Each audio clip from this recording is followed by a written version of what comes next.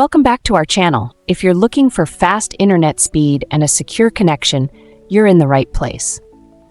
In today's tutorial, I'm going to show you how to create a V2Ray VMess server account and set it up on the HTTP Injector app.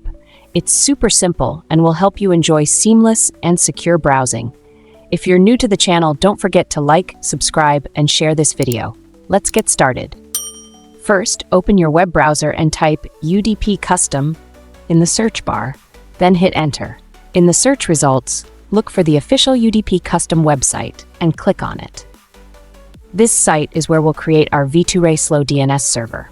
Once you're on the UDP Custom homepage, find the menu button, typically located in the top corner of the screen.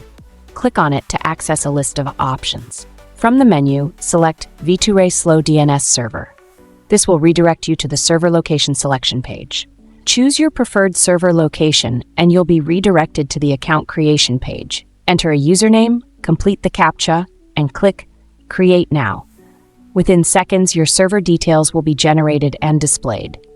Now that we've created the server, let's move on to setting it up. Make sure you have the latest version of the HTTP Custom VPN app installed. Open your Play Store, search for HTTP Custom, and click Install. Once installed, open the app and you'll land on the home page. On the home page, click the small arrow below the Start button. A new window will open. Choose V2Ray as the tunnel type and click Save.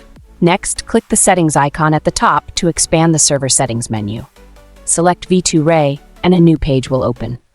At the top of this page, click the small plus button. This will open a new window. Paste the V2Ray VMess server settings you generated earlier and save them. Once the data is added, return to the home screen and click Connect. You're now ready to enjoy fast and secure web browsing. And that's it. You've successfully created a V2Ray VMess server and set it up on HTTP Injector for secure and speedy internet browsing.